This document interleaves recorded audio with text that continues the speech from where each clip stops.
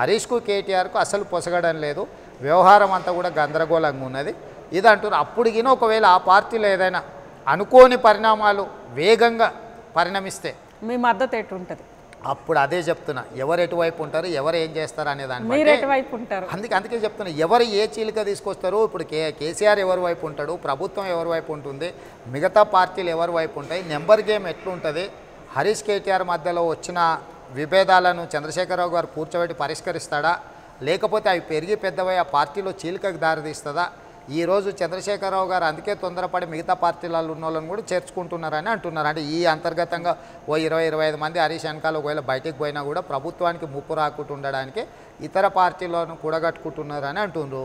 ఇప్పుడు పోయిన వాళ్ళందరూ కూడా విపరీతమైన ఆశలతోనే ఎక్కడికి వెళ్తున్నారు. వాళ్ళందరూ కూడా అటు ఉంటారా, మళ్ళీ హరీష్తో ఇటు వస్తారా, ఏం జరుగుతుందో మనకు తెలియదు కదా. ఇవన్నీ ఊహాజనితమైన పరిస్థితులు, అస్పష్టంగా ఉన్నది పిక్చర్. సినిమా అనేది ఇంకా ట్రయల్ కూడా మొదలు కాలే కాబట్టి ట్రయల్ మొదలు కానీ సినిమా బాగుందా బాగలేదా, ఈ సినిమాలో నీకు హీరో నచ్చిండా లేకపోతే విలన్ నచ్చిండా అని అంటే నేను చెప్పలేను. ఇంకా సినిమా ఇంకా జరగాల్సింది. హీరోగా మీరు ఎవరిని చూస్తున్నారు? టైటిల్స్ అంటే ఒక్క విషయంలో మాత్రం నేను ఒక్క మాట చెప్పగలుగుతా, కేటీఆర్ కేసీఆర్ కంటే కూడా పరిపాలనలో కానీ ప్రజా సమస్యల పరిష్కారంలో హరీష్ మాత్రం వాళ్ళిద్దరి మీద మెరుగు.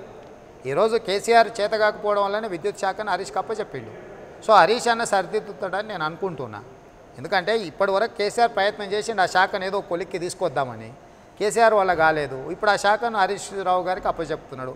హరీష్ రావు గారు తన సమర్థతతో కొంచెం పట్టాలు ఎక్కించిండు అనుకో విద్యుత్ శాఖను, డెఫినెట్గా హరీష్ రావు గారు కొంచెం మెరుగుంటాడని అనుకుంటున్నాను. ఎందుకంటే సిద్దిపేటలో హరీష్ మీద కేసీఆర్ గారిపై నిలబడ్డా కూడా గెలిచే పరిస్థితి లేదు. అభివృద్ధి చేశాడన్న పేరు ప్రజలతోనైతే మమేకమై ఉంటున్నాడు.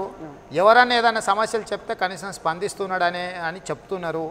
సో చూస్తున్నాం. మామూలుగా ఆయన అప్రోచ్ కూడా కొంచెం ప్రజలకు కొంత పర్వాలేని విధంగా ఉంటుంది. నిరంతరం ప్రజలలో ఉంటున్నాడు. ఇప్పుడు ఆయన క్యాంప్ ఆఫీసులు ఉంటాడు, ఈయన సింగపూర్ అక్కడనో ఇక్కడనో కేటీఆర్ వెళ్ళొస్తుంటాడు. కాబట్టి ప్రజలకు అందుబాటులో లేకుండా ఉన్న తండ్రి కొడుకుల కంటే కాస్తో కూస్తో ప్రజలకు దగ్గర ఉన్న హరీష్ రావు కొంచెం మెరుగేమో అని ఒకవేళ ఎమ్మెల్యేలు అనుకున్నారు అనుకోండి, అప్పుడు ఏదైనా ఒక చర్చ మొదలైతే ఆ చర్చ మొదలైనప్పుడు పార్టీ నిర్ణయిస్తుంది.